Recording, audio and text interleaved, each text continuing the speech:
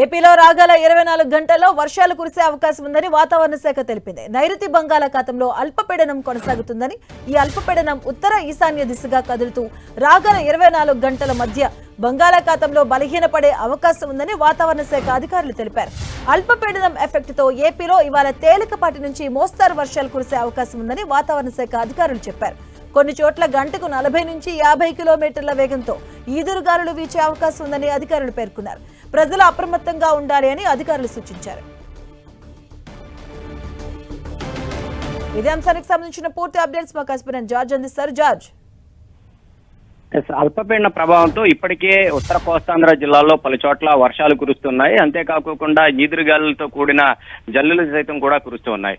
అయితే ఈ రోజు కూడా ఇదే స్థాయిలో వర్షాలు కురిసే అవకాశం ఉన్నట్లు వాతావరణ శాఖ చెప్తుంది. ముఖ్యంగా మన్యం, అల్లూరి, అనకాపల్లి, కాకినాడ, కోనసీమ, తూర్పు గోదావరి జిల్లాతో పాటు ఎన్టీఆర్, ఏలూరు, గుంటూరు, ప్రకాశం, నంద్యాల, అనంతపురం, సత్యసాయి జిల్లాల్లో ఉరుములు మెరుపులతో కూడిన వర్షాలు కురుస్తాయి. అలాగే ఈదురుగాలులు కూడా గంటకు 40 నుంచి 50 కిలోమీటర్ల వేగంతో వీచే అవకాశం ఉంది. కాబట్టి ప్రజలంతా కూడా అప్రమత్తంగా ఉండాలని చెప్తూ ఉన్నారు. ముఖ్యంగా ఈదురుగాలుల ప్రభావంతో పంటలు కూడా నష్టపోయే అవకాశం ఉంది. ఉద్యానవన పంటలు ఏవైతే ఉన్నాయో అవన్నీ కూడా దెబ్బతినే అవకాశం ఉంది. కాబట్టి రైతులు అప్రమత్తంగా ఉండాలని వాతావరణ శాఖ చెప్తూ ఉంది. 2 రోజుల పాటు ఇదే పరిస్థితి ఏపీలో కొనసాగే అవకాశం ఉంది. ఆ తర్వాత ఇది మధ్య బంగాళాఖాతం మధ్య ఉత్తర దిశగా పయనిస్తూ అల్పపీడనం మధ్య బంగాళాఖాతంలో చేరుకొని క్రమంగా బలహీనపడే అవకాశం ఉందని వాతావరణ శాఖ చెప్తూ ఉంది. ఇది బలహీన పడిన తర్వాత ఏపీలో 2 నుంచి 4 డిగ్రీల ఉష్ణోగ్రతలు సైతం కూడా పెరిగే అవకాశం ఉంది. కాబట్టి ఇటు ఎండల వేడి ఏదైతే ఉందో అది కూడా క్రమంగా పెరిగే అవకాశం ఉంది. వడగాల్పులు కూడా పెరిగే అవకాశం ఉంది. కాబట్టి ప్రజలు అప్రమత్తత వ్యవహరించవలసిన అవసరం ఉందని చెప్తూ ఉన్నారు.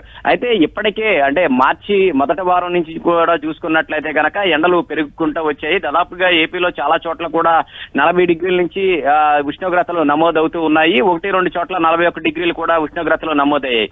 అయితే ప్రస్తుతానికి ఈ ఎండల నుంచి ఉపశమనం పొందేలాగే ఈ అల్పపీడన ప్రభావంతో ఇప్పటికే ఏపీ వ్యాప్తంగా చాలా చోట్ల కూడా వర్షాలు అనేవి కురిసాయి. దాదాపుగా 5 సెంటీమీటర్ల వర్షపాతం, 5 మిల్లీమీటర్ల వర్షపాతం కూడా చాలా చోట్ల నమోదైంది. అయితే ఈ అల్పపీడనం బలహీన పడిన తర్వాత అదే స్థాయిలో ఎండ తీవ్రత కూడా 2 నుంచి 4 డిగ్రీల వరకు కూడా పెరుగుతుంది. కాబట్టి ప్రజలు అప్రమత్తంగా ఉండాలని వాతావరణ శాఖ చెప్తూ ఉంది. Thank you George.